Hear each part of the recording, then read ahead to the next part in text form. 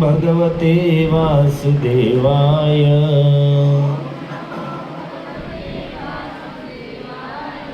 ओम नमो भगवते वासुदेवाय।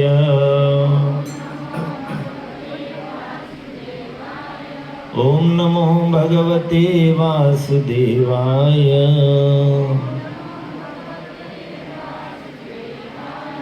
नारायणं नमस्कृत्य नरं चैव नरोत्तमं देवीं सरस्वतीं व्यासं ततो जयेमुदीरये। ओम ज्ञानतिमिरान्धस्य ज्ञानाञ्जनशलाकया चक्षुरुन्मिलितं येन तस्मै श्रीगुरुवे नमः। नमो विष्णुपादाय कृष्णप्रेष्ठाय भूतले श्रीमते भक्तिवेदान्त स्वामिनिति नामिने। नमस्ते सरस्वती देवे गौरवाणी प्रचारिणे निर्विशेष शून्यवादी पाश्चात्य देशतारिणे। जय श्री कृष्ण चैतन्य प्रभु नित्यानंद श्री अद्वैत गदाधर श्रीवासादि गौर भक्तवृंद। हरे कृष्णा कृष्णा कृष्णा हरे हरे राम हरे राम राम राम हरे हरे। हरे कृष्णा कृष्णा कृष्णा हरे हरे। हरे राम राम राम हरे हरे। हरे कृष्णा कृष्णा कृष्णा हरे हरे। हरे राम राम राम। तो एक श्लोक का श्रीमद् भागवत के 3 श्लोक है, उसका उच्चारण हम लोग करेंगे। बलराम जी तीर्थ यात्रा में निकले थे। महाभारत युद्ध प्रारंभ हुआ तो उससे पहले बलराम जी भगवान कृष्ण से कहते हैं कि कन्हैया, दोनों और हमारे संबंधी हैं। पांडव भी हमारे बुआ के लड़के हैं और कौरव भी हमारे संबंधी है, क्योंकि दुर्योधन की पुत्री लक्ष्मणा का विवाह किससे हुआ था? भगवान कृष्ण के जाम्बवती से जो पुत्र थे सांब, उससे विवाह हुआ। तो दोनों और हमारे संबंधी है और युद्ध हुआ तो दोनों सहाय मांगेंगे। तो युद्ध करने से अच्छा है हम लोग तीर्थ यात्रा के लिए निकल जाएं, धर्म संकट न आए। तब भगवान कृष्ण कहते कि दाऊद, आप अवश्य तीर्थ यात्रा के लिए जाइए, लेकिन मेरा स्वभाव है कि मैं अपने भक्तों को कभी छोड़ता नहीं हूँ, और उस पर भी ऐसी स्थिति में तो मैं अपने भक्तों के संग को एक क्षण के लिए नहीं छोड़ता हूँ। तब बलराम जी तीर्थ यात्रा के लिए निकले हैं, जिसका वर्णन श्रीमद् भागवत के 10वें स्कंद के 79 अध्याय में हुआ है कि बलराम जी तीर्थ यात्रा में निकले तो कहाँ कहाँ गए। तो 3 श्लोकों में लंबा वर्णन है, परंतु हमारी यात्रा जहाँ चल रही है उसी रूट पर बलराम जी गए थे। तो इन 3 श्लोकों का तिरुपति बालाजी से लेकर रामेश्वरम तक बलराम जी गए थे। तो इन 3 श्लोकों का हम भागवत से उच्चारण करके फिर कुछ कथा प्रारंभ करते हैं। तो मैंने अपना जो ग्रुप है यात्रा का, उसमें वो श्लोक डाले हैं, तो आप लोग देखिए और मेरे पीछे बोलने का प्रयास कीजिए। 12, 13 और 14 नहीं, 12,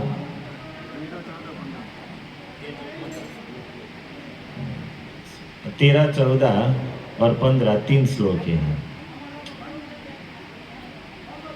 स्कंदं दृष्ट्वा ययो राम, स्कंदं दृष्ट्वा ययो राम, श्रीशैलं गिरिशालयम् श्रीशैलं गिरिशालयम् द्रविडेषु महापुण्यम् द्रविडेषु महापुण्यम् दृष्ट्वा अद्रिं वेङ्कटं प्रभु दृष्ट्वा अद्रिं वेङ्कटं प्रभु कामकोशणीं पुरीं काञ्चीं कावेरीं च सरिद्वरां श्रीरङ्गाख्यं महापुण्यम् यत्र सन्निहितो हरि वृषभाद्रिं हरेः क्षेत्रम् दक्षिणां मथुरां तथा सामुद्रं सेतुमगम महापातकनाशन। तो कहाँ गए बलराम जी? कहते हैं स्कंदम दृष्टवा, स्कंद अर्थात कार्तिकेय जी का दर्शन करके ययो रामम श्रीशैलम गिरिशालय, वहाँ से राम अर्थात बलराम जी श्रीशैल पर्वत पर गए हैं, जहाँ पर भगवान शंकर किस रूप में है? मल्लिकार्जुन श्रीशैलम।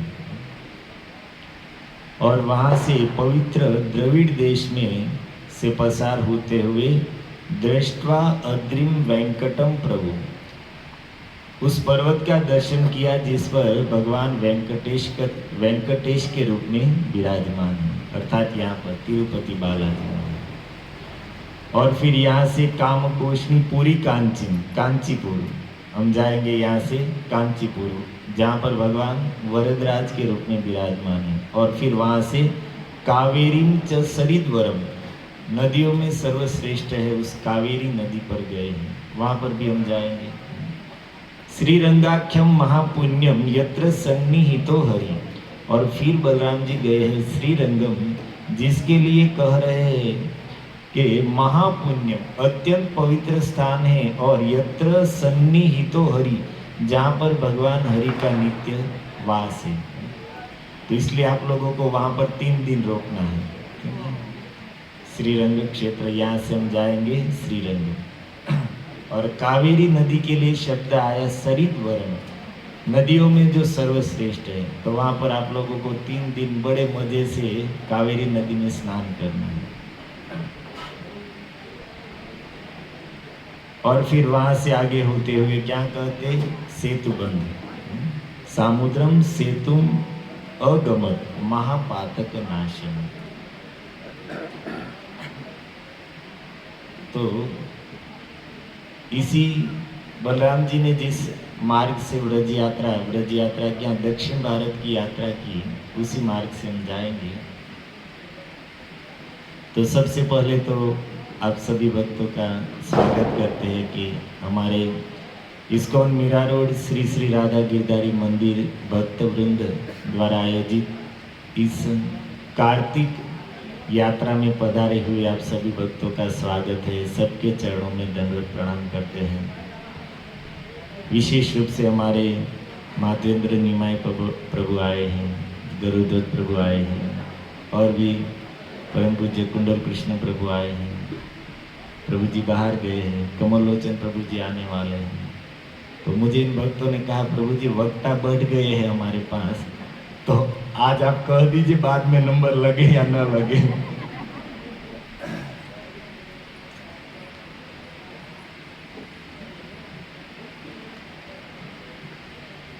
आप में से कितने लोग भगवान तिरुपति बालाजी के दर्शन करके आ गए? हाथ उठाइए। अच्छा, बहुत सारे लोग बाकी हैं। कई लोग 150 से 200 भक्त तो दर्शन के लिए गए हैं। अच्छा, इसलिए टकले कम दिख रहे हैं, अभी आप लोगों को बाकी है जाना। और धर्मात्मा प्रभु ट्रेन में बोल रहे थे कि प्रभु जी टका नहीं करवाना है। क्यों? अरे प्रभु जी मार्केट में सब पूछेंगे तो क्या जवाब देंगे? तो कुछ जवाब नहीं देना पड़ेगा। मार्केट में 150 टका आटा मारता है तो तुमने कौन पूछे? दिवाળી પછી માર્કેટ ખુલે એટલે આપણે 550 છે અમે 150%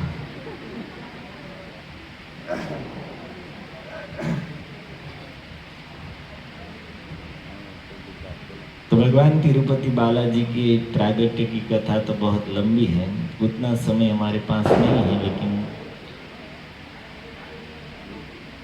अच्छा, भगवान तिरुपति बालाजी के रूप में कौन है आप जानते हैं?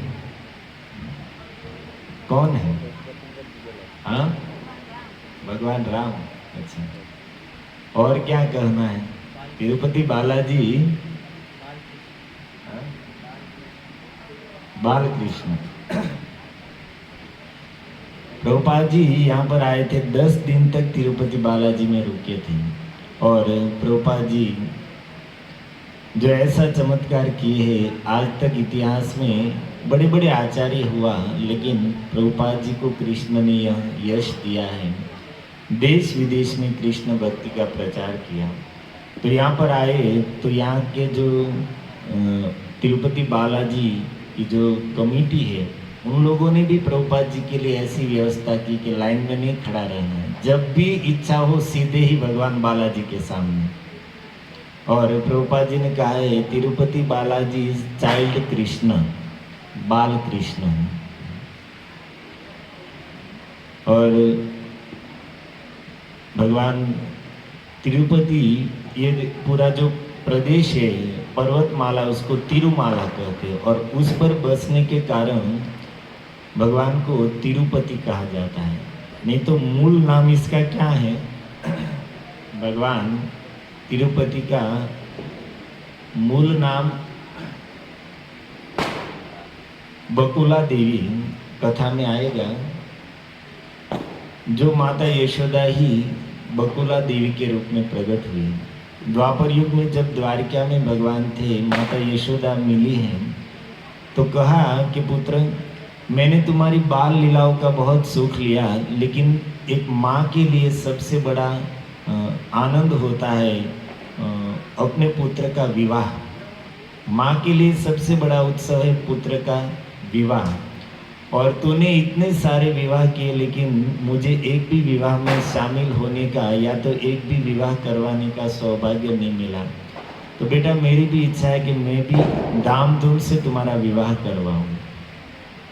तो भगवान कहते हैं कि मैया आगे चलकर मैं कलयुग में जब प्रकट होऊंगा तब तुम बकुला देवी के रूप में प्रकट होना, और उस समय मैं तुम्हारा पुत्र बनूंगा और ऐसा विवाह करेंगे, ऐसा विवाह करेंगे। 16,108 तो उसके पास कम है। ऐसा विवाह करूंगा, ऐसा विवाह करूंगा, इतना कर्ज लेकर करूंगा कि मेरे भक्त लोग पूरे कलयुग पूरा होते होते उसका ब्याज ही भरते रहेंगे। आ परंपरा ठाकुर जी चालू करी, माथे करी विवाह में एंट्री पाड़वानी।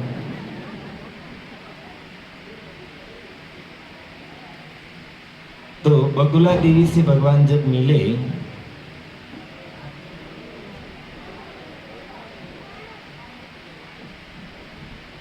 तो बकुला माता ने पूछा कि बेटा तेरा नाम क्या है? थोड़े दिन साथ में रहे लेकिन पुत्र कहते थे, लेकिन कहा कि मैंने तुम्हारा नाम तो पूछा ही नहीं, तुम्हारा नाम क्या है? तो भगवान कहते हैं कि मैया तुम जो कहोगी वही मेरा नाम रहेगा। तब बकुला देवी कहती है तब पुत्र तुम्हारा नाम रहेगा श्रीनिवास। बोले श्रीनिवास भगवान की। तो भगवान का मूल नाम है श्रीनिवास। तो श्रीनिवास भगवान तिरुपति बालाजी कितने हाथ हैं? आप लोगों ने दर्शन किए तो ठाकुर जी के कितने हाथ हैं? 8 है, 2 है, कि जगन्नाथ जी की तरह आधे हाथ है? कुछ जवाब दीजिए आप लोग। यहाँ पर है, देख लीजिए। 4 हाथ है। और प्रायः देखते हैं कि भगवान के 4 हाथ, जहाँ पर भगवान चतुर्भुज रूप में होते हैं वहाँ पर शंख, चक्र, गदा और पद्म धारण किए रहते हैं। लेकिन यहाँ पर ऊपर के 2 हाथों में ही 2 आयुध है, चक्र है और शंख है। वो श्रीपाद रामानुजाचार्य की देन है। पहले रामानुजाचार्य हुए उससे पहले एक विवाद था शैव और वैष्णव के बीच में, कि शैव जो शिव जी के उपासक थे वो कहते थे कि ये जो विग्रह है, जो भगवान है, वो शंकर जी का विग्रह है। और वैष्णव का मत था कि नहीं, ये हमारे भगवान विष्णु हैं, भगवान कृष्ण है। तो दोनों के बीच विवाद चल रहा था। और उसी समय रामानुजाचार्य यहाँ पर आए तो उसने कहा कि देखो भाई, इसका एक ही समाधान है। हम भगवान के जो आयुध है शंख और चक्र यहाँ पर रखते हैं, मंदिर में रख देते हैं। अगर भगवान उठा ले तो समझना कि ये भगवान कृष्ण है। तो सबको अच्छी लगी बात। तो शिव लोगों ने भी कहा कि ठीक है। तो उन्होंने कहा कि भाई डमरू और त्रिशूल रखेंगे, अगर भगवान शंकर है तो वो उठा लेंगे। तो मंदिर के अंदर वैष्णवों ने, रामानुजाचार्य ने चक्र और शंख रखा और शिव संप्रदाय के भक्तों ने डमरू और त्रिशूल रखा। मंदिर के पट बंद हुए, पूरी रात्रि बाहर कीर्तन चलता रहा। वैष्णव है वो लोग गोविंदा गोविंदा कीर्तन यहाँ पर तो वही चलता है, और शिव जी के ओम नमः शिवाय या हर हर महादेव जो भी चलता है।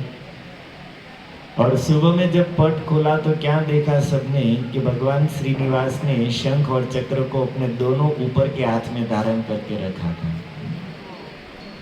और तब से लेकर भगवान के हाथ में, ऊपर के 2 हाथों में चक्र और शंख दिया जाता है।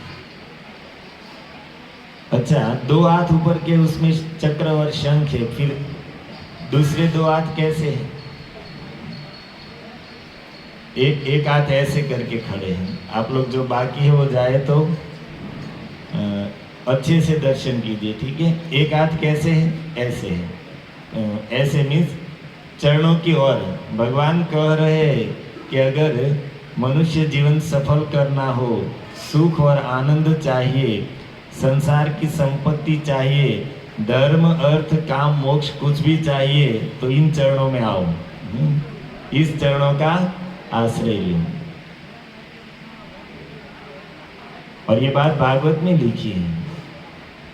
जब ध्रुव जी तपस्या करने के लिए निकले हैं, नारद जी मिले, तो पहले तो नारद जी ने परीक्षा की कि भाई इसमें योग्यता है कि नहीं।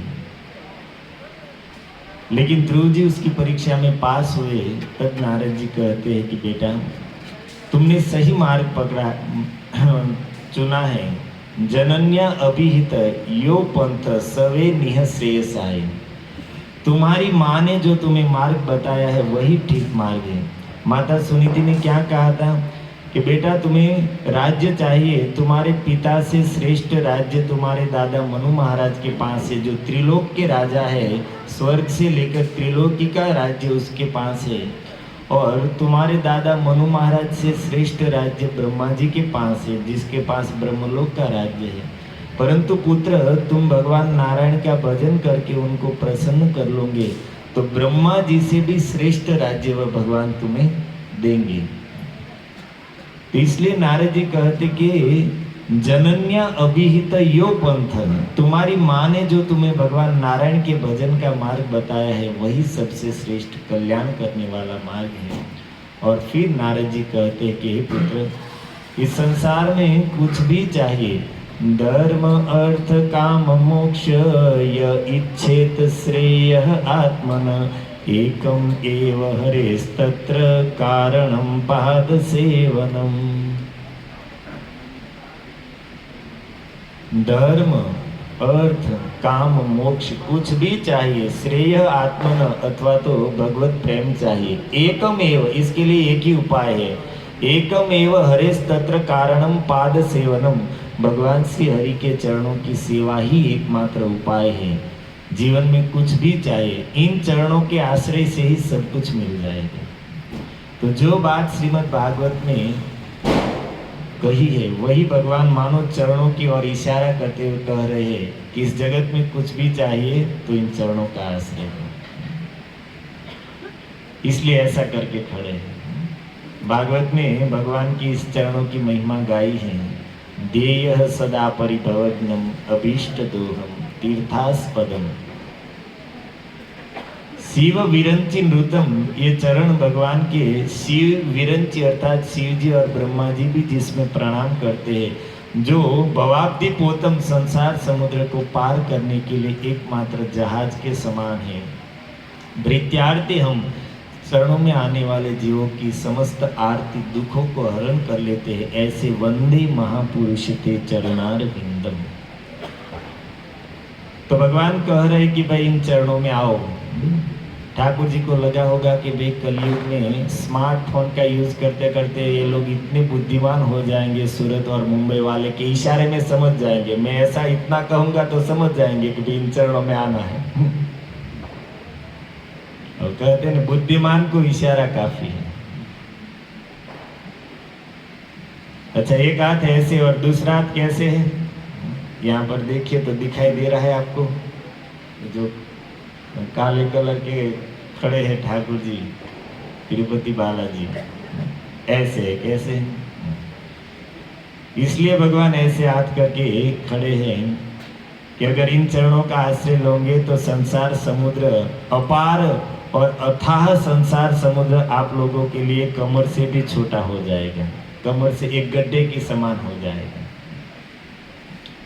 तो ये सब इशारे में ठाकुर जी हमें कह रहे, लेकिन हमें क्या दिखता है? तिरुपति अर्थात पैसा, सोना। तिरुपति का नाम आए मीन सोना, पैसे वाले ठाकुर जी हैं।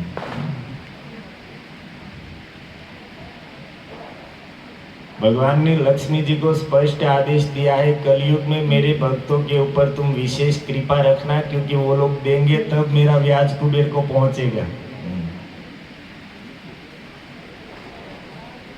एक सेठ जी थे, यहाँ पे तो बड़े बड़े साउथ में बड़े बड़े फैक्ट्री वाले बड़े बड़े व्यापारी ऐसे जो तिरुपति बालाजी के साथ डायरेक्ट पार्टनरशिप में है, 10%, 20%, 50% तक। तभी सोने का मंदिर आप देख कर आए ना, पूरा सोने का है। तो एक सेठ जी थे, बहुत पुराने समय की बात है, तो उसने भी ऐसी डील की थी ठाकुर जी के साथ पार्टनरशिप, और 5 लाख रुपया लेकर आए थे ठाकुर जी के बाग का। तो यहाँ पर आए और रात्रि में सोए थे, तो विचार आया कि भगवान कहाँ देखने वाले हैं, 50,000 डाल दो तो हो जाएगा, वो कहाँ देखेंगे। तो गए, लाए थे 5 लाख लेकर आए थे, लेकिन फिर वहाँ पर 50,000 लेकर गए और हुंडी में डाल रहे थे। तो सेठ जी 50,000 डाल रहे थे, लेकिन हुआ क्या, उसने हाथ में एक अंगूठी पहनी थी और वो हीरो की बनी हुई थी और 5 लाख से भी बहुत अधिक कीमत की थी। तो 50,000 के साथ वो अंगूठी भी गिर गई। क्योंकि ये गीता में कहते कि छलम छलियाताम अहम, जितने भी संसार में चोर है, चीटर है, उन सबका सरदार मैं हूँ, और मेरे साथ चीटिंग करो। फिर तो सेठ को बहुत वो निकालने का प्रयास किया, लेकिन वो बोला नहीं नहीं, यहाँ पर वन वे है, जो जाता है वो वापस नहीं आता है। हरे कृष्ण हरे राम। ऐसे ही हुआ, एक दंपति जिसको संतान नहीं हो रही थी, तो उसने भगवान तिरुपति बालाजी से प्रार्थना की, प्रभु आपकी कृपा से अगर हमें संतान मिलेगा तो हम उनको आपकी सेवा में दे देंगे। जैसे हम सुनते जगन्नाथपुरी में वो पद्मावती के माता पिता ने भी ऐसा वचन दिया था।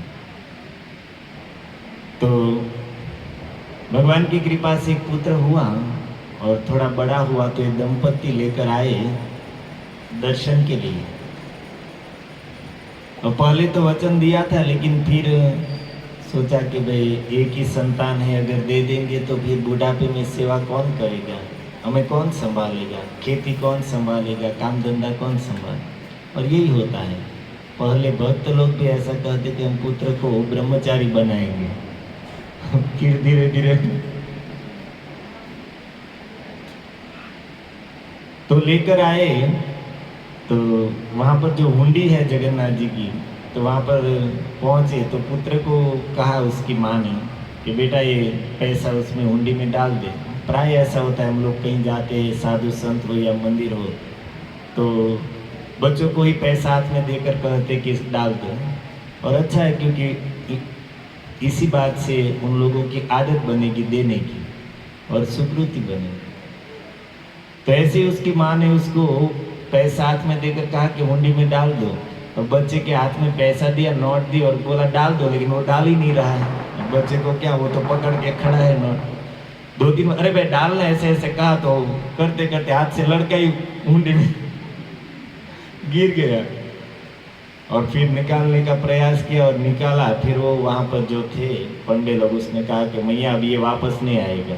जगन्नाथ जी की हुंडी में जो गया वो वापस नहीं, बालाजी की हुंडी में जो गया वो वापस नहीं जाता है। तो फिर उनके माता पिता को समझा बुझा कर वहाँ से भेज दिया। और वहाँ पर जो गुरुकुल था तिरुपति बालाजी का, उसी में उसको रख दिया। परंतु हुआ ऐसा कि उसके माता पिता जब वापस जा रहे थे घर पे, तो रास्ते में एक्सीडेंट हुआ और दोनों की मृत्यु हो गई। उसका अर्थ हुआ कि भगवान ने पहले से ही व्यवस्था कर दी थी। वो तो जानते ही थे कि क्या होने वाला है, लेकिन ये बच्चा अनाथ हो जाएगा तो इसकी सेवा कौन करेगा, इसको कौन संभालेगा। तो ठाकुर जी ने कृपा करके पहले से ही हुंडी के बहाने उनको अपने आश्रय में रख लिया और ठाकुर जी के गुरुकुल में पढ़ करके वो बड़ा होकर पुजारी। तो ऐसी बहुत सी कथाएं हैं भगवान की।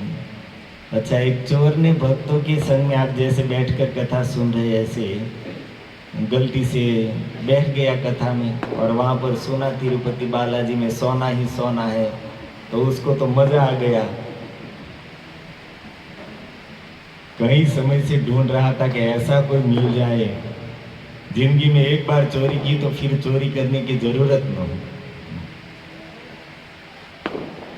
और फिर तो बेचारा कथा से छूटा और प्लानिंग चालू किया कि कब तिरुपति जाओ और कैसे वहाँ चोरी करना है। तो सबसे पहले तिरुपति आया और दर्शन किया। तो दर्शन में, आप लोग तो दर्शन के लिए गए होंगे, तो मन में यही होगा कि कब भगवान के दर्शन हो, कब भगवान के दर्शन हो, हाथ में माला लेकर हरि नाम करते हो। लेकिन वो जो गया तो वो तो सब और सर्वे कर रहा था कि कहाँ से घुसना है, कहाँ पर क्या सिक्योरिटी है, कहाँ पर कैमरे लगे हुए हैं, सब देखते हुए गया।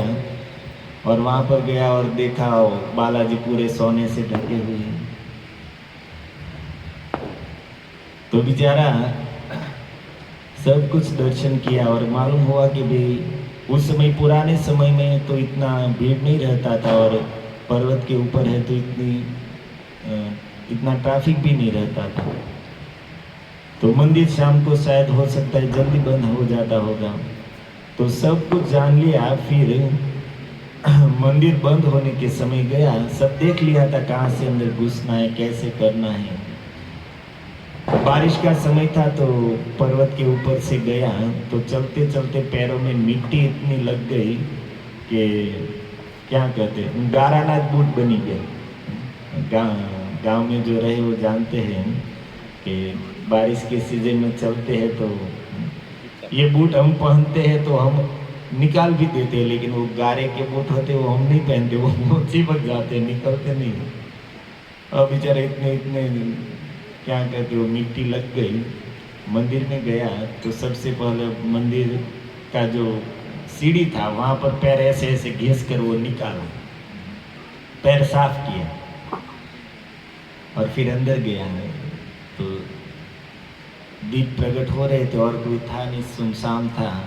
तो बड़े मजे से, प्रेम से पहले तो प्रणाम किया बाहर से भगवान को और कहता है कि प्रभु आप क्षमा करना, लेकिन क्या करूं, अब इतने सज धज के बैठे हैं तो मेरा काम है चोरी करना।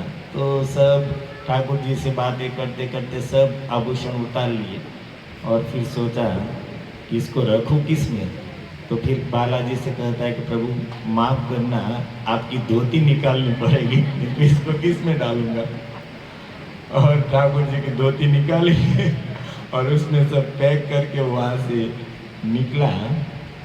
और दीवार पर चढ़ के बाहर निकलने के लिए कूदा तो कुछ गलती हो गई तो गिर गया। वो धड़ाम से गिरा तो इतने सारे आभूषण थे तो आवाज आया, और आवाज को सुनकर सब लोग जो चौकीदार इत्यादि थे वो सब लोग वहां पर आ गए और बहुत पीटा। अंधेरा था और इतना पीटा बेचारा वहीं पर मर गया। परंतु अब मरा तो वहां पर यमदूत भी आ गए और विष्णुदूत भी आ गए, दोनों आ गए। यमदूत कहते कि भाई ये तो चोर है जन्म का, और आज तो उसने भगवान के यहाँ पर चोरी की, हम ले जाएंगे। लेकिन भगवान के पार्षद कहते नहीं, इसको लेने के लिए भगवान बालाजी ने हमको भेजा है। कैसे? तो सबसे पहले तो इसने मंदिर में जाने से पहले ठाकुर जी के चरणों में प्रणाम किया है। कृष्ण प्रणामी न पुनर्भवाय, ठाकुर जी के चरणों में प्रणाम किया है, उसके अंदर कोई पाप रह नहीं जाता है। दूसरा, इसने कार्य गलत किया है लेकिन कार्य करने से पहले माफी भी मांग ली है भगवान से। और तीसरा सबसे बड़ा कार्य कि इसने भगवान का मंदिर बनवाया है, मंदिर का रिपेयरिंग किया है। कैसे? वो कैसे? बोले इसके पैर में जो मिट्टी लग गई थी और मंदिर का सीढ़ी का जो भाग टूट गया था वहां पर इसने घिसा तो वहां पर वो मिट्टी लग गई, तो ठाकुर जी ने यही समझा कि इसने मेरा मंदिर रिपेयरिंग करवाया है। भगवान का स्वभाव है, हम लोगों का स्वभाव है दूसरे की गलती ही देखना, और ठाकुर जी का स्वभाव है दूसरे के गुण देखना। वो तो गलती से की हुई सेवा को भी सेवा मानते हैं। जैसे कार्तिक मास चल रहा है और ऐसी पुराणों में कथा आती है कि कार्तिक मास में भगवान को दीप अर्पण करना, भगवान बहुत प्रसन्न होते हैं। दीपदान की बहुत भारी महिमा है। तो उसमें एक कथा आती है कि एक नरसिंह भगवान का मंदिर था और मंदिर में अखंड दीप जल रहा था, रात्रि का समय था। तो वहां पर एक चूहा आया, तो दीप जल रहा था तो उसकी जो वाटी थी उसका पीछे का भाग घी में या तेल में डूबा हुआ था। तो उसको लगा कि कुछ खाने की वस्तु है, तो उसने बेचारे ने उसमें मुंह डाला और जैसे ही दांतों में दबाया तो वाटी थी वो दांत में फंस गई। अब आगे का भाग जल रहा है और पीछे का भाग इसके मुंह में फंस गया है। अब उसने ऐसे ऐसे करके बहुत प्रयास किया होगा लेकिन वो नहीं निकली बात। तो वो तो धीरे धीरे नजदीक आ गई आग, तो मुंह जलने लगा, तो बेचारा वो भागने लगा। अब भाग रहा था तो भगवान नरसिंह देव की सब और भाग रहा था, जैसे परिक्रमा कर रहा, और उसी में वो आग जलते जलते उसका मुख भी जल गया और वहीं पर वो बेचारा चूहा मर गया। और जैसे ही शरीर छूटा तो वहीं पर उसके आत्मा को, जीव को दिव्य पार्षद शरीर मिला और भगवान के पार्षद उसको वैकुंठ में लेकर गए। क्यों? तो लिखा है कि उस समय कार्तिक मास था, तो भगवान ने यही समझा कि पवित्र कार्तिक मास में इस जीव ने मेरी परिक्रमा की है और परिक्रमा करते हुए मुझे दीप अर्पण किया है। तो कार्तिक मास में इस जीव ने मुझे दीप अर्पण किया है, भगवान ने यही भाव से उसको मुक्त कर दिया। तो इसलिए प्रभुपाद महाराज ने व्यवस्था की है कि कार्तिक मास में जो भी मंदिर में आए उन सब के लिए व्यवस्था करनी चाहिए कि दीपदान कर सके। भले ही संसार के लोग नहीं जानते दीपदान, भगवान को कार्तिक में दीप अर्पण करना कितना महत्वपूर्ण है, लेकिन भक्त लोग जानते हैं, इसलिए भक्तों को व्यवस्था करनी चाहिए कि जो भी आए वो भगवान को दिया दिखाए। तो इसलिए आज आप लोगों को भी करना है सबको। आज कौन सा दिन है आप लोगों को याद है कि भूल गए यात्रा में आकर? दीपावली का दिन है। और यहाँ पर जो आप चित्र देख रहे हैं आज की ही लीला है। दीपावली के दिन ही मैया यशोदा ने भगवान कृष्ण को उखल के साथ बांध दिया था और इसलिए ठाकुर जी का नाम हुआ दामोदर। दाम का अर्थ होता है रस्सी और उदर का अर्थ होता है पेट। तो पेट के ऊपर रस्सी से बांध दिया, इसलिए भगवान का प्रसिद्ध नाम हुआ दामोदर। और इसलिए कार्तिक मास को दामोदर मास भी कहते हैं। तो बाद में हम दीपदान करेंगे। हाँ, हमारी बात थी वो चोर। भगवान का स्वभाव है कि वो जीवों के द्वारा गलती से सेवा हो जाए या गलती से कुछ अच्छा हो जाए तो भी वो स्वीकार कर लेते हैं। इतने उदार और इतने कृपालु हैं। और हमारे लिए तो ऐसे ही ठाकुर जी अच्छे हैं कि हमारे गलती से किए हुए अच्छे को भी स्वीकार कर लें। तो हम सब ये पवित्र धाम में आए हैं और कई भक्तों ने बालाजी के दर्शन किए और कई भक्त को बालाजी के दर्शन करना बाकी है। अच्छा, आप लोगों ने आपको मालूम है कि भगवान यहाँ पर क्या बाल का दान क्यों होता है? भगवान बालाजी के लिए सब बाल क्यों देते हैं? वो पूरी कथा है, लेकिन कथा तो कल आपको सुनाएंगे। लेकिन उसमें एक प्रसंग आता है कि भगवान को घाव हुआ, सर पर हुआ नहीं था हकीकत में। ये जो पद्मावती है, हम दर्शन के लिए गए थे। आप पद्मावती जी कौन है? पद्मावती जी जानते हैं? हाँ, पद्मावती जी पूर्व जन्म में वेदवती थी। एक राजा हुए पद्माक्ष करके, उसको कोई संतान नहीं थी, तो उसने वरलक्ष्मी का व्रत किया और उसके व्रत के प्रभाव से उसको एक पुत्री प्राप्त हुई। और उस पुत्री का नाम क्या रखा उसने? कुलदीप प्रभु, कुलदीप प्रभु बोल रहे माप लूंगी। सच्ची में लूंगी नु माप लूंगी, याद रह गया। बहुत ही सुंदर थी। तो बड़ी हुई तो उसका स्वयंवर रखा गया। यद्यपि वो बच्ची बचपन से ही उसकी इच्छा थी कि भगवान विष्णु ही हमारे पति बने, भगवान की ही आराधना करती थी।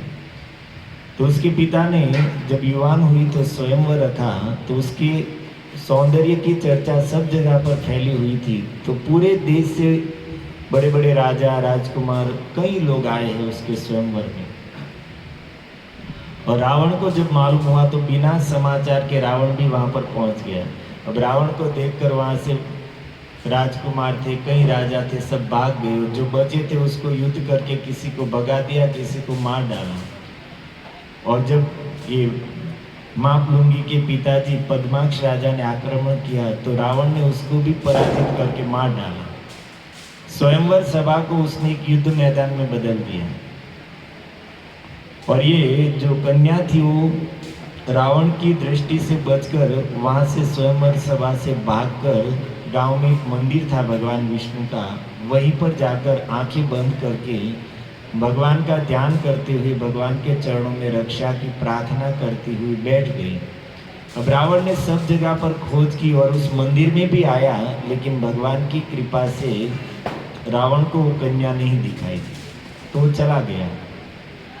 और फिर वो कन्या वहाँ से चुपचाप निकलकर जंगल में पहुँच गई।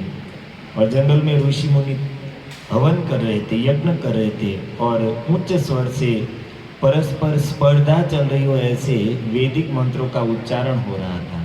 और उसी समय ये कन्या मापलुंगी वहाँ पर पहुँची है। और अब उन ऋषियों को लगा होगा कि ये भाई कोई नाम है ये मापलुंगी।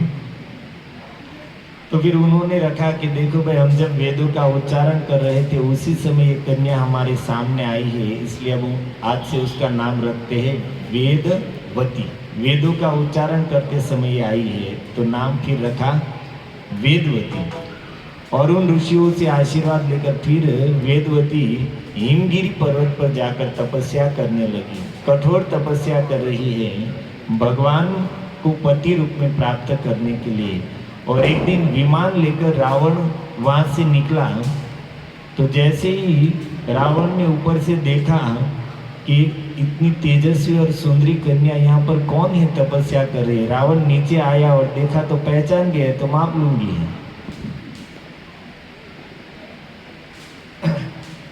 तो रावण उसके पास गया और कहता है कि अरे इतनी सुंदरी होकर तुझे तपस्या करने की क्या जरूरत है, मेरी रानी बन जा और सब प्रकार के ऐश्वर्य को भोग तू। अब रावण बोल रहा है, लेकिन वो तो अंदर से आंखें बंद है, भगवान के ध्यान में तल्लीन है, तो रावण ने उसकी गाल पर स्पर्श किया। उसको जगाने के लिए आंखें खोली और रावण को देखकर तुरंत ही डर गई और उसी समय कहा कि अरे मूर्ख रावण, मैं तुझे शाप देती हूँ कि किसी कुंवारी कन्या को ऊपर तू जबरदस्ती करेगा तो वही तेरी मृत्यु का कारण बनेगी।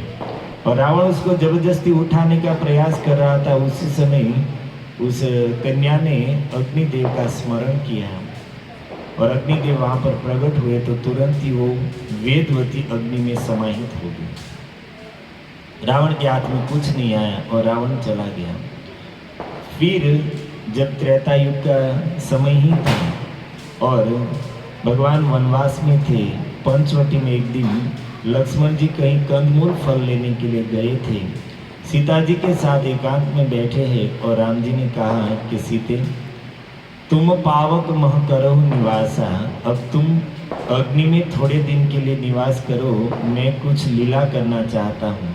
अग्निदेव का स्मरण किया है, तुरंत ही अग्निदेव वहाँ पर प्रकट हुए। राम जी ने सीता जी को अग्निदेव को सौंप दिया और सीता जी अग्निदेव ने उसके पास जो वेदवती थी उसी को छाया सीता के रूप में प्रकट कर दिया और फिर वही छाया सीता के रूप में रही। मारीच के द्वारा मायामृग बनाकर रावण ने उसका हरण किया, लंका में गई, 1 साल तक वहां पर रही। कौन थी वो? ये वेदवती जो छाया सीता बनकर आई थी, क्योंकि उसी ने रावण को शाप दिया था, रावण की मृत्यु का कारण बनने वाली थी। भगवान ने लंका में जाकर संपूर्ण पृथ्वी को ही असुरों से रहित कर दिया। युद्ध समाप्त हुआ। जब हनुमान जी इत्यादि वानर जब सीता जी को लेकर आए हैं तो राम जी ने परीक्षा के बहाने अग्निदेव को वो छाया सीता वेदवती सौंप दी और मूल सीता जी वहाँ पर अग्निदेव ने लाकर सामने रख दिया। परंतु वहाँ पर वेदवती कहती है कि प्रभु, मैंने आपकी सेवा के लिए 1 साल तक इन असुरों का त्रास सहन किया, अब आप मुझे अपनी पत्नी के रूप में स्वीकार कर लीजिए। किसने कहा? छाया सीता, जो कौन थी? मूल रूप से वेदवती थी। तब राम जी ने कहा कि देवी, इस अवतार में तो मैंने एक पत्नी व्रत का नियम लिया है, लेकिन मेरे पास की हुई इच्छा, मेरे चरणों में किया हुआ मनोरथ कभी व्यर्थ नहीं जाता है। तुम्हारी इच्छा कभी विफल नहीं होगी, पूरी होगी, परंतु अभी नहीं, अगले समय कलयुग में जब मैं प्रकट होऊंगा श्रीनिवास के रूप में, और उस समय तुम पद्मावती के रूप में प्रकट होंगी और उस समय मैं तुम्हारे साथ विवाह करूंगा। तो माता जी, भानुसुता माता जी बता रहे थे कि तिरुपति बालाजी के रूप में राम जी है, तो वो भी सही है। और फिर भगवान ने माता पद्मावती जो मूल रूप से देखे तो लक्ष्मी जी के ही अंश से प्रकट हुई है और श्रीनिवास भगवान के साथ विवाह हुआ धामधूम से। और लक्ष्मी जी तो पहले से रूठ कर चली गई थी कोल्हापुर, जहाँ पे महाराष्ट्र में। और लक्ष्मी जी को नारद जी ने कहा कि आपके पति यहाँ पर पृथ्वी पर आए और उसने तो पद्मावती से विवाह कर लिया। अब लक्ष्मी जी क्रोधित होकर आई और पद्मावती के साथ लड़ाई हो गई कि तू कौन है, मेरे पति के साथ तू ऐसे रह रही है विवाह करके, तुझे किसने कहा? अब पद्मावती जी भी नहीं जानती थी ये लक्ष्मी जी। उसने कहा कि अरे मेरे पति के ऊपर हक जताने वाली तू कौन है? अब दोनों के बीच लड़ाई झगड़ा चालू हो गया। अब भगवान वहाँ पर थोड़ी दूरी पे खड़े हैं और दोनों की लड़ाई बढ़ रही है। तब ठाकुर जी ने क्या किया, वहाँ से श्रीनिवास भगवान 7 कदम पीछे चले गए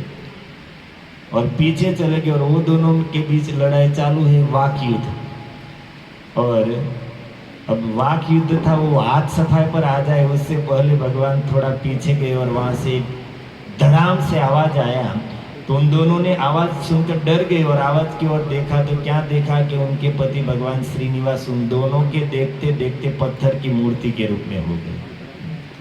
साक्षात भगवान अपने सच्चिदानंद रूप से विग्रह के रूप में हो गए। और इसलिए आप लोग वो पत्थर से किसी कारीगर के द्वारा बनाया हुआ भगवान का स्वरूप नहीं है, साक्षात भगवान ही अपने स्वरूप से विग्रह के रूप में हो गए, और इसलिए आप लोग 5-5 घंटा खड़े रहकर दर्शन करके आए। आज जिसने कर लिया वो भाग्यशाली है, कल जिसके पास टिकट है वो भी भाग्यशाली है, लेकिन कल जिसके पास टिकट नहीं है, कल नया साल है, तो 12-15 घंटा तो शायद रुकना हो सकता है। टिकट वालों को कोई टेंशन नहीं है। लेकिन तिरुपति बालाजी कौन है? भगवान जो विग्रह के रूप में खड़े हैं वो साक्षात भगवान ही। जैसे हम सुनते हैं कि वृंदावन में भगवान राधा रमण साक्षात शालिग्राम जी से, गोपाल भट्ट गोस्वामी की भक्ति से शालिग्राम में से भगवान सुंदर राधा रमण के रूप में प्रकट हो गए। तो यहाँ पर तो साक्षात भगवान अपने सच्चिदानंद रूप से ही विग्रह के रूप में हो गए। और ऐसी कथा पंढरपुर में भी है। भगवान पंडरीनाथ वो भी पुंडलिक की प्रार्थना से ऐसे खड़े थे, और पुंडलिक की प्रार्थना से खड़े खड़े अपने सच्चिदानंद रूप से विग्रह के रूप में। तो ये दो ठाकुर की ऐसी कथा आती है, पुंडरीनाथ भगवान और एक तिरुपति बालाजी जो भगवान अपने सच्चिदानंद स्वरूप से विग्रह के रूप में हो गए। तो कहाँ बात से कहाँ चली गई मुझे भी याद नहीं रहा। आपको याद हो तो याद करा दीजिए। अंतिम कथा आपको सुना दूं। रामानुजाचार्य की बात नहीं कर रहा था कुछ, भगवान विग्रह हो गए और लड़ाई कर रहे थे, ये तो वो तो बाद में आए। अच्छा, आप लोग दर्शन के लिए गए तो मंदिर में किन किन लोगों ने देखा कि मंदिर का जो गेट है वहाँ पर एक लोहे का बहुत बड़ा डंडा लटक रहा था। उसके नीचे लिखा है अनंत आलवार्स क्रोबार। अनंत आलवार्स क्रोबार। क्रोबार का अर्थ क्या होता है? लोहे का डंडा होता है। कोई नहीं पढ़ा हुआ है, सब मेरे तरह है, अंगूठा था। तो वो कथा, एक अंतिम कथा आप लोगों को सुना दूं। जब रामानुजाचार्य यहाँ पर आए, नहीं श्रीरंगम में थे वो, जहाँ पर हम जाने वाले हैं, तो कथा कह रहे थे, और उसी में उसने कहा कि मेरी इच्छा है कि तिरुपति बालाजी की सेवा भव्य रूप से।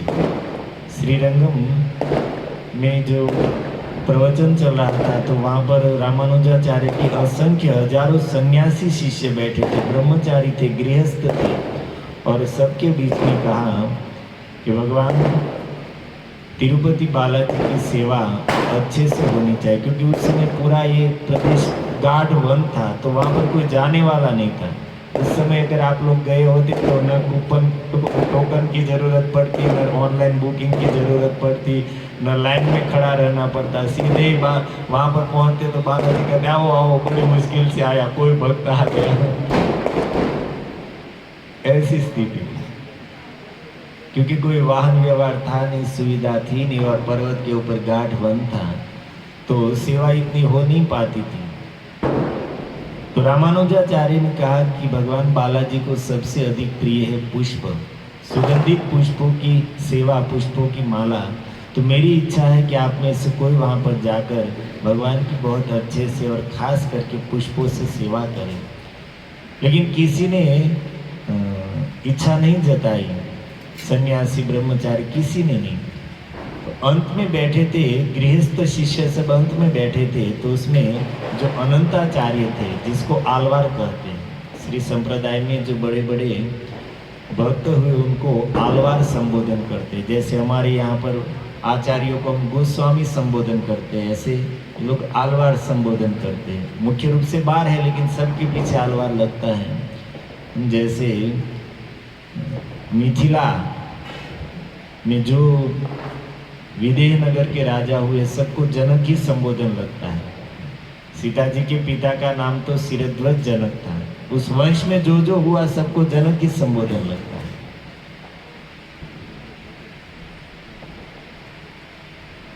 तो ये अनंताचार्य ने कहा कि गुरुदेव मैं जाऊंगा आपकी इच्छा से। तो रामानुजाचार्य प्रसन्न हो गए और उस बड़ी सभा में दौड़कर उसके पास जाकर उसको भुजाओं में भरकर आलिंगन करके आशीर्वाद देकर वहाँ से भेजा है। दोनों दंपति अनंताचार्य और उसकी पत्नी वहाँ से सीधे आए हैं गाढ़ वन को पार करते हुए, पर्वत को चढ़ते हुए वहाँ पर पहुँचे जहाँ पर भगवान श्रीनिवास हैं। और वहाँ पर जाकर सेवा प्रारंभ की और सबसे पहले विचार आया कि गुरुदेव की इच्छा है कि भगवान बालाजी को सबसे अधिक प्रिय पुष्प है, तो उसने एक फुलवारी बनाने का विचार किया और उसके लिए सबसे पहले सरोवर बनाना प्रारंभ किया, तालाब, क्योंकि नल इत्यादि की पंप की व्यवस्था तो थी नहीं, तो बगीचा बनाना है तो सबसे पहले तालाब खुदाई प्रारंभ की। तो अनंताचार्य खुदाई का काम करते थे और उसकी पत्नी उसको लेकर, उस मिट्टी को लेकर दूर फेंकती थी। अब रोज का तालाब बनाना है, अकेला आदमी खोद खोद कर बना रहा है तो इतनी जल्दी से तो बनेगा नहीं कि कई दिनों तक काम चला। परंतु भगवान को एक दिन विचार आया कि बेचारे मेरी सेवा के लिए इतना मेहनत कर रहे, तो भगवान साक्षात बालाजी एक बालक के रूप में आए और अनंताचार्य के पास आकर कहते हैं कि लाओ महाराज मैं भी आपको थोड़ी सहायता कर देता हूँ। तो अनंताचार्य कहते नहीं नहीं मैं कर लूंगा, ये मेरी सेवा है। बहुत उसने कहा लेकिन अनंताचार्य नहीं माने। तो उनकी पत्नी के पास गए और कहा कि मैया तुम इतनी दूर फेंकने जाती हो, एक काम करो आधे तक तुम आओ और फिर यहाँ से मैं फेंक कर आ जाऊंगा। तो फिर वहां पर सेवा में लग गए भगवान। तो जो पत्नी जल्दी वापस आने लगी तो अनंताचार्य ने पूछा कि देवी इतनी जल्दी क्यों आ रही हो, कोई सहायता कर रहा है? तो कहा एक बालक है। तो अनंताचार्य समझ गए और फिर तुरंत वहां पर गए और उसको डांटने लगे कि क्यों भाई तू ऐसे हमारी सेवा में विघ्न कर रहा है, तुम्हें सेवा करनी हो तो बहुत सेवा है और कुछ करो, यहाँ पर क्यों हमारी सेवा, हमारे गुरु के द्वारा बताई हुई सेवा क्यों छीन रहे हो? तो ऐसा करते करते उसको क्रोध आया और उसके हाथ में एक लोहे का बड़ा दंड था। अब मारना नहीं था लेकिन ऐसे उसको डरा कर भगाना था, लेकिन उसी में उसको ऐसे कहा ठोड़ी पर ऐसे रखा और धक्का दिया। अब उस बालक को लग गया और वहां से खून गिरने लगा।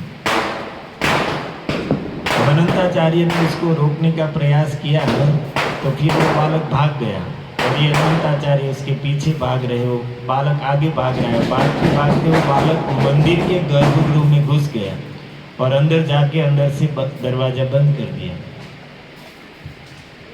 बाहर से बहुत अनंताचार्य ने दरवाजा को खोलने का प्रयास किया, धक्का दिया लेकिन नहीं खोले और फिर बहुत जोर लगा के जैसे तैसे करके दरवाजा खोला और अंदर देखा तो अंदर बालक है नहीं और भगवान बालाजी, तिरुपति बालाजी खड़े हैं।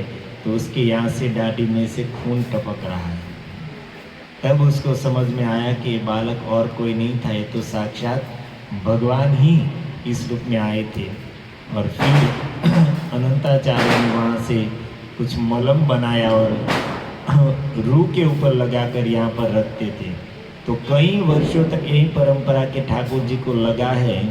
तो यहाँ पर मलम में रुई रखते थे और फिर धीरे धीरे घाव, ठाकुर जी का घाव भर गया। लेकिन उसी याद में आज तक वहाँ पर अब तो थोड़ा हीरा जैसा लगाया जाता है डेकोरेशन, नीचे दिख रहा है थोड़ा सफ़ेद कलर का बिंदु। आप मूल दर्शन करने जाए तो देख लेना, ठीक है। यहाँ पर थोड़ा सफ़ेद जैसा होगा जहाँ पर कुछ चमकीला लगाया होगा। तो वो चीज जो लोहे का दंड था जिससे अनंताचार्य जी ने भगवान को ठोड़ी पर मारा था, वही कील वहाँ पर दरवाजे पर लटका हुआ है और वहाँ पर लिखा है अनंत आलवार्स क्रोबा। तो आप लोग जाइए दर्शन करने तो देख लेना। मेन मंदिर आएगा जो बड़ा गेट आएगा सर, एकदम नज़दीक पहुँच जाएंगे तब की बात करो। और लिखा है वहाँ पर और दिख भी रहा है, बहुत बड़ा है, इससे भी बड़ा है। तो ये मुख्य दर्शन जो आपको स्मरण आया मैंने कराया। अच्छा, अनंताचारी बाद में तो वहाँ पर सेवा करते थे। तो अब एक आखिरी बात सुन लीजिए, बहुत सुंदर प्रसंग है कि फिर तो धीरे धीरे वहाँ पर सेवा हो रही थी। कई लोग वहाँ पर आ गए, कई अनंताचार्य जी के शिष्य बन गए और आचार्य का दिन प्रतिदिन सेवा कर रहे हैं, तो स्नेह भी बढ़ रहा है। और स्नेह बढ़ते बढ़ते ऐसी स्थिति आ गई कि भगवान के साथ बात कर रहे, तिरुपति भगवान बालाजी के साथ प्रत्यक्ष बात हो रही है। हम जिसको मूर्ति मान रहे हैं, लेकिन वो तो उससे बात कर रहे थे। और प्रेम होता है सेवा करने से। आज भी आप जो भक्त लोग मंदिर में जाते हैं सेवा करने के लिए, और आप लोग देखिए जिस दिन सेवा की उस दिन आपको दर्शन का आनंद कुछ अलग ही होगा। अब जिन भक्तों ने ड्रेसिंग किया है ठाकुर जी का, वो मंदिर के सामने घंटों तक खड़े रहेंगे और ड्रेसिंग ही देखते रहेंगे। क्यों? क्योंकि उसने किया है। प्रभुपाद महाराज एक बार कुंभ मेला था इलाहाबाद में, प्रयागराज हो गया, तो प्रभुपाद जी वहाँ पर गए थे। तो एक व्यक्ति वहाँ पर आया और उसने पूछा कि स्वामी जी, भारतवर्ष में मंदिरों की कोई कमी नहीं है, इतने सारे मंदिर है, फिर भी आप नए मंदिर क्यों बना रहे हैं? तो प्रभुपाद जी ने कहा कि तो क्या भारतवर्ष में लड़कों की लड़कियों की कमी है, संतानों की कमी है, तो तुम क्यों नया पैदा कर रहे हो? प्रभुपाद जी ने बहुत सुंदर जवाब दिया कि लड़कों लड़कियों की कोई बच्चों की कमी नहीं है, लेकिन तुम इसलिए संतान उत्पन्न कर रहे हो क्योंकि उसको अपना मानोगे और फिर उसको प्रेम करोगे। दूसरे के बच्चों को आप प्रेम नहीं करोगे। मंदिर तो बहुत बड़े पड़े हुए, लेकिन तुम्हारे घर के नज़दीक जो मंदिर है वहाँ पर हर रोज जा पाओगे, वहाँ पर हर रोज सेवा कर पाओगे, तो उन मंदिर को अपना मानोगे। जहाँ पर सेवा करोगे उन ठाकुर को अपना मानोगे, और अपना मानोगे तब तुम्हें उसके साथ प्रेम होगा।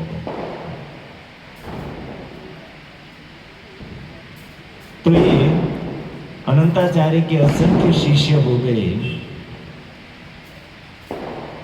और उसमें एक शिष्य बहुत भोला भाला था। उसने एक दिन कहा कि गुरुदेव, वो जान गया था कि हमारे गुरुदेव साक्षात भगवान से बात करते हो, उसने देख लिया था एक दिन।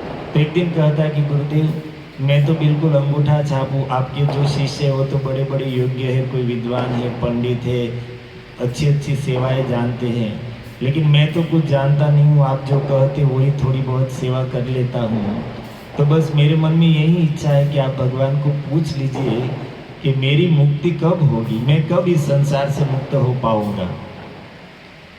तो फिर एक दिन अनंताचार्य रात्रि के समय भगवान बालाजी से चर्चा कर रहे थे, और उसी में उसको याद आ गया। तो पूछ लिया कि प्रभु, मेरा वो शिष्य है, वो पूछ रहा था कि वो आपके धाम में कब आएगा। तब भगवान बालाजी कहते हैं कि आचार्य, उनका इस संसार में अंतिम जन्म है, इस शरीर को छोड़कर वो मेरे धाम में आ जाएगा। अच्छा, तो आचार्य को लगा कि मेरा भी पूछूं, साथ साथ में मेरा भी पूछूं। तो उसने कहा कि प्रभु, मुझे आपके धाम में आने में कितना समय लगेगा? तो भगवान ने कहा कि आचार्य, आपको अभी थोड़े जन्म लेने पड़ेंगे। क्या कहा? आपको अभी थोड़े जन्म लेने पड़ेंगे। अब इस बात से ऐसे नाराज हो गए कि दूसरे दिन सुबह में किसी को बताया नहीं और वहां से चले गए दोनों दंपति, कुछ कहे बिना। सुबह में जब जागे, उनके शिष्य लोग सब ने देखा, कहाँ गए गुरुदेव, कहीं मिल नहीं रहे हैं। बहुत ढूंढा पर कहीं पर नहीं मिले, और ये तो निकल गए। और जाते जाते रास्ते में एक स्थान आया जहाँ पर अन्न क्षेत्र चल रहा था, साधुओं की सेवा हो रही थी। जो वैरागी साधु संत तीर्थ यात्रा के हैं, उसको वहाँ पर फ्री में भोजन की व्यवस्था हो रही थी। तो अनंताचार्य वहाँ पर पहुँचे और प्रसाद लेकर वहाँ कहा कि भाई, मुझे यहाँ पर रहने की कुछ व्यवस्था मिलेगी, हम दंपति यहाँ पर साधुओं की सेवा करेंगे और रहेंगे। तो उन लोगों ने कहा क्यों नहीं, आप रहिए यहाँ पर, और यहाँ पर जो सेवा है आपसे जो हो सके वो सेवा कीजिए। तो दोनों दंपति वहाँ पर रहने लगे और साधुओं की सेवा करते थे। और इधर 6 महीने बीत गए, अब भगवान बालाजी से रहा नहीं गया। तो एक दिन उसने पुजारी को कहा कि देखो, आचार्य के बिना मेरा मन नहीं लगता है, मुझे उनकी सेवा के बिना यहाँ सुख नहीं मिल रहा है, आप लोग जाओ और उसको ढूंढ के लाओ। तो उसने कहा कि प्रभु, हम लोग थक गए, लेकिन मालूम ही नहीं कहाँ गए। क्योंकि नाम तो पूरे भारतवर्ष में था अनंत आचार्य, इतने महान रामानुजाचार्य के शिष्य, लेकिन फोटो की व्यवस्था तो थी नहीं उस समय कि कोई देखकर पहचान सके कि यही है वो आचार्य। तो भगवान ने स्वयं कहा कि अमुक स्थान पर अन्न क्षेत्र चल रहा है, साधु सेवा हो रही, वहां पर वो दोनों दंपति रहकर सेवा कर रहे हैं, जाओ वहां से बुला कर आओ। तो उनके शिष्य वहां पर गए और कहा कि गुरुदेव आप चलिए, कितने समय हो गया। तो बोले नहीं नहीं, अभी यहाँ पर मैं सेवा कर रहा हूँ, आप लोग वहां पर अच्छे से सेवा कीजिए और सुख से रहिए। तो कहा नहीं नहीं, भगवान बालाजी ने हमको कहा है कि आपको लेकर आए। तो क्या कहते अनंताचार्य, अच्छा मैं उनके बाप का नौकर हूँ? क्या कहा सीधा, मैं उनके बाप का नौकर हूँ जो उनके कहने से वहां जाऊंगा? नहीं आऊंगा, जाओ। तो भक्तों के बीच में भी भगवान के साथ जो प्रेम होता है साधारण लोग नहीं समझ पाते, प्रेम कल होता है। राधा रानी का तो ऐसा चलता ही रहता है। तो नहीं गए तो साक्षात बालाजी एक दिन स्वप्न में आए और कहा कि आचार्य अब तो आपकी नाराजगी दूर हो गई, इतना समय मेरी सेवा छोड़कर आ गए मुझसे दूर, अभी भी आपकी नाराजगी दूर नहीं हुई। तो आचार्य अनंताचार्य कहते हैं कैसे दूर होगी? आपकी बात आज तक मुझे समझ में नहीं आई कि मेरा जो एक शिष्य है, साधारण शिष्य है, उसका ये अंतिम जन्म है, इस शरीर को छोड़कर वो आपके धाम में आ जाएगा और कोई सेवा करने वाला नहीं था, तब मैंने वहां पर आकर आपकी इतनी सेवा की और मुझे थोड़े जन्म लेने पड़ेंगे, कैसे समझ में आएगा? तब भगवान कहते हैं कि आचार्य आपके उन शिष्य ने आपकी सेवा की थी। सुनिए ध्यान से, क्या कहा? आपका जो शिष्य था वो आपकी हर रोज सेवा करता था और मेरे भक्तों की जो सेवा करते हैं, मैं ऐसे जीवों को इस जगत में रहने नहीं देता हूँ। जिन्होंने मेरे भक्तों की सेवा की है वो इस जगत में रह नहीं सकते। आपने मेरी सेवा तो बहुत की लेकिन मेरे भक्तों की सेवा नहीं की थी, इसलिए मैंने आपको कहा था। लेकिन यहाँ पर रहकर आपने भी बहुत साधु संतों की सेवा कर ली है, तो अब आपका भी यह अंतिम जन्म होगा। यद्यपि अनंताचार्य जो सेवा कर रहे थे वो रामानुजाचार्य की ही सेवा थी, गुरु के आदेश से जो कार्य होता है वो गुरु की सेवा ही होती है, परंतु फिर भी भगवान अपने भक्तों को निमित्त बनाकर संसार के जीवों को ऐसी शिक्षाएं देते रहते हैं। इसी माध्यम से भगवान ने वैष्णव सेवा की क्या महिमा है इस जगत को बताया। तो ऐसे अनंताचार्य जिन्होंने सबसे पहले तिरुपति बालाजी में आकर सेवा की व्यवस्था की और वहाँ पर जो कील है उससे मारा था ठाकुर जी को, बहुत सारी लीलाएं हैं। हमारे पास समय ही समय, कल समय मिलेगा तो कल कहेंगे, परसों सुनेंगे। तो आज बस इतना ही, अब थोड़ा कुछ अनाउंस है, फिर हम आरती करेंगे और फिर दीपदान होगा। तो आप सभी लोगों को बहुत धन्यवाद कि प्रेम से आए सुने। हमको तो लगा था कि भाई सब लोग दर्शन में गए होंगे तो 50-100 बैठे होंगे, लेकिन आप तो बहुत लोग आ गए। तो वैसे धाम की महिमा भी हमको कहनी थी लेकिन स्मरण में भी नहीं रहा, याद भी नहीं रहा। लेकिन आप लोग इतना ही याद रखिए कि कोई भी धाम हो, वृंदावन हो, द्वारिका हो, जगन्नाथपुरी हो या तिरुपति बालाजी हो, धाम की महिमा ऐसी है कि धाम में कोई भी कार्य करते हैं तो हजारों गुना फल देने वाला बन जाता है। जैसे कोई भूमि है तो उसका अपना प्रभाव होता है। किसी भूमि में एक बीज बोएंगे तो वहाँ से कुछ, ऊसर भूमि में बोएंगे तो कुछ वापस नहीं मिलेगा। कोई फलद्रुप भूमि है तो एक बीज बोने पर सैकड़ों मिल जाएगा, उससे अच्छी है तो एक बीज बोने पर हजारों मिल जाता है। ऐसे ही धाम का प्रभाव है। यहाँ पर एक कार्य किया तो ये धाम इतना महिमामय है कि उसको 1000 गुना करके दे देते हैं। इसलिए यहाँ पर अगर आप एक हरि नाम लेते हैं तो एक नाम ही आपका 1000 के बराबर फल देने वाला हो जाएगा। इसलिए सावधानी रखनी चाहिए कि कम से कम 8-10 दिन हम हैं तो जितना हो सके हम भगवान का भजन कर लें। और यह भी याद रखिए कि यहाँ पर पाप कर्म किया तो वो भी हजारों गुना मिलेगा। दोनों साइड है, जो करेंगे अच्छा बुरा हजारों गुना होकर आपके खाते में जमा हो जाएगा। तीर्थ स्थान कृतम प्रापम वज्रलेपम भविष्यति। तीर्थों में जो पाप होता है वो फिर अकाट्य हो जाता है। इसलिए सावधानी रखकर, व्यसनों से दूर रहकर, प्रजल्प निंदा इत्यादि से दूर रहकर, अगर सावधान रहकर 10 दिन तक कथा कीर्तन दर्शन में ही समय बिताएंगे तो बहुत लाभ होगा। आपने जीवन में अनेक यात्राएं की होगी, लेकिन अगर नियम के अनुसार एक यात्रा कर लेंगे तो सभी यात्राओं से श्रेष्ठ फल देने वाली एक यात्रा ही बन जाएगी। तो इसलिए आप लोग सावधानी रखिए और निंदा इत्यादि दोषों से बचते हुए यात्रा का पूरा लाभ लीजिए। और बाद में भी आपको प्रभु जी है तो बहुत बहुत बताएंगे कैसे रहना, क्या करना चाहिए। ठीक है, आज के लिए इतना ही। हरे कृष्णा कृष्णा कृष्णा हरे हरे, हरे राम अभी याद आए वो बात कहाँ से चली गई थी। बाल यहाँ पे भगवान को क्यों दिए जाते हैं, लेकिन अब वो कल आपको सुनाएंगे। ठीक है, बंद करने के बाद स्मरण में आए तो कल समय रहेगा तो कल सुनाएंगे कि क्यों यहाँ पर बाल दिए जाते हैं। हरे कृष्ण। श्रील प्रभुपाद की। भक्त इस तिरुपति धाम में पधारे हैं। वास्तव में ये बहुत ही भगवान का परम पवित्र स्थान है। इसे पंच द्रविड़ भी कहा जाता है। और हमारे ही गौड़ीय धारा के परम आराध्य श्री चैतन्य महाप्रभु भी इस साउथ यात्रा में जब आए थे तब वो सबसे पहले अहोबलम गए थे, उसके बाद में तिरुपति आए थे। क्रम यही है कि सबसे पहले अहोबलम जाना है, उसके बाद में तिरुपति आना है। तो हम थोड़ा उल्टा क्रम है हमारा, पहले तिरुपति बाद में अहोबलम जाएंगे।